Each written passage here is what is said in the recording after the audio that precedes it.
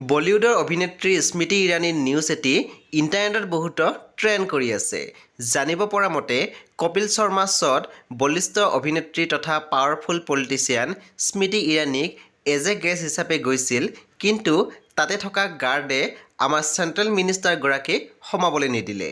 এতিয়া ইয়াৰ proper details আহি পৰিছে যে ইমান ডাঙৰ আৰু পাৱাৰফুল পলিটিচিয়ানগৰাকীক কিয় গাৰ্ডে সোমাবলৈ নিদিলে। এনেকুৱা কি ঘটনা হ'ল যে তেওঁক তাতে ৰখাই দিলে। যদি চেনেলটোত নতুনকৈ আহিছে, ছাবস্ক্ৰাইব কৰি কাষতে থকা বেল আইকনটো টিপি দিবলৈ নাপাহৰিব, কাৰণ আমি সদায় বলিউডি লেটেষ্ট আপডেটসমূহ কভাৰ কৰোঁ। স্মৃতি ইৰাণীয়ে কপিল শৰ্মা শ্ব'ত উপস্থিত হৈছিল নিজৰ লাল চালাম নামৰ প্ৰথমখন গ্ৰন্থ উন্মোচন কৰিব। যিহেতু স্মৃতি ইৰাণী হৈছে ডাঙৰ আৰু পাৱাৰফুল পলিটিচিয়ান আৰু এজনী সু অভিনেত্ৰীও, আৰু কপিল শৰ্মা শ্ব'ত তেখেতে যাওঁতে একেবাৰে সাধাৰণভাৱে নিজৰ গাড়ী আৰু ড্ৰাইভাৰৰ সৈতে গৈছিলে। গাৰ্ডবোৰৰ সাধাৰণে কোনোবা ডাঙৰ চেলিব্ৰিটি আহিলে খুব ধুমধামেৰে কৰা আয়োজনসমূহ দেখি এক হেবিট হৈ গৈছিল। স্মৃতি ইৰাণীয়ে একেবাৰে সাধাৰণভাৱে সেই শ্ব'লৈ গৈছিল।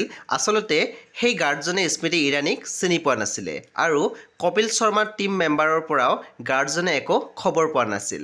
আধা ঘণ্টা ধৰি স্মৃতি ইৰাণীৰ গাড়ীখনৰ ড্ৰাইভাৰজনে কনভেনশ্যন কৰিবলৈ চেষ্টা কৰি কাৰোবাক মাতি সুধিবলৈ ক'লে, কিন্তু সফল নহ'ল। গাৰ্ডে নিজৰ ডিউটি এনেকৈ পালন কৰিলে যে কপিল শৰ্মা টিমৰ 12 বজাই দিলে। স্মৃতি ইৰাণীয়ে কমিটমেণ্ট কৰাৰ বাবে 30 মিনিট ৰৈ নিজৰ শ্বুটিং কেঞ্চেল কৰিছিল।